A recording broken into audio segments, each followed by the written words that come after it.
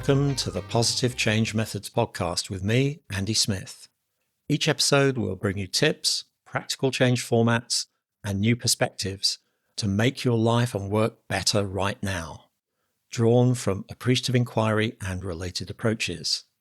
This episode is brought to you by the Practical Appreciative Inquiry Facilitator Training. Let me show you how to get started using Appreciative Inquiry confidently with teams and small groups.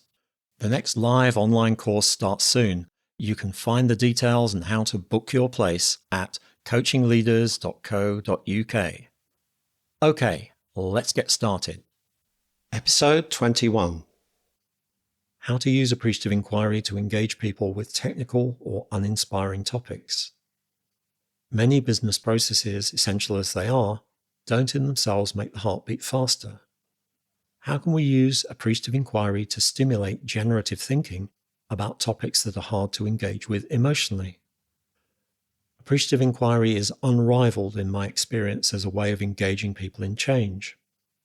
You can feel the atmosphere in a group change within moments of starting a round of appreciative interviews, as if people were waking up from their normal working trance and suddenly giving the whole of their attention to the person they're working with and the task in hand. An engaging, exciting topic for the Appreciative Inquiry process certainly helps.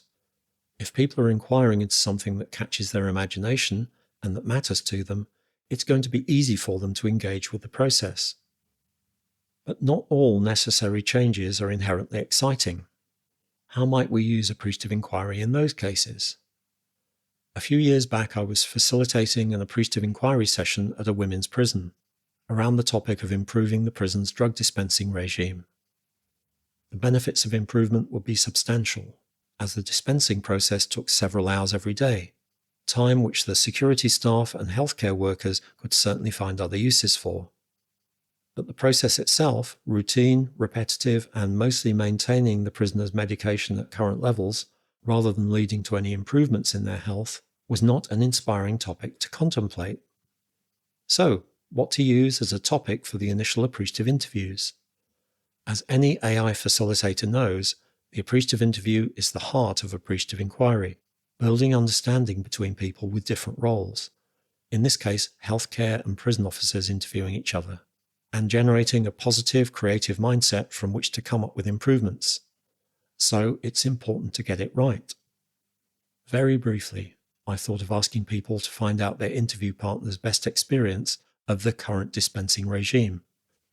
Dismissing that idea as uninspiring, perhaps we could do something with their best experience of being involved in a change of procedures.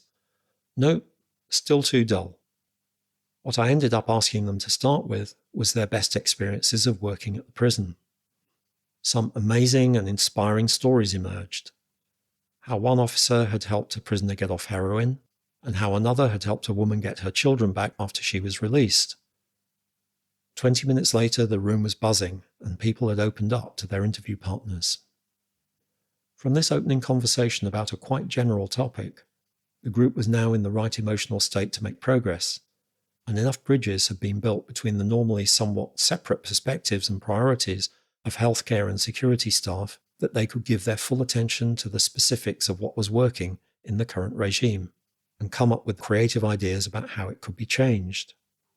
So, if you want to use Appreciative Inquiry to change some quite detailed and on the surface unengaging procedure, it's a good idea to start with something more general, that everyone has had some significant experiences of and that everyone can tell some emotionally resonant stories about.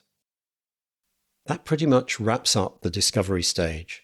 The best way to deepen your knowledge of it is to go out and gain some experience of doing appreciative interviews. Maybe start out with some practice interviews with colleagues, friends, or coaching clients. Make it about some topic that's meaningful to them. Although you're practicing, you're doing real appreciative interviews, not role play. Next time, we move on to the next stage in the 5D cycle, the dream stage. Thanks for listening to the Positive Change Methods podcast with me, Andy Smith. You can find the show notes at positivechangemethods.com.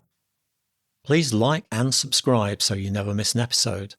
And if you like this episode, leave a 5-star review on Apple Podcasts or anywhere else you can review it. See you next time.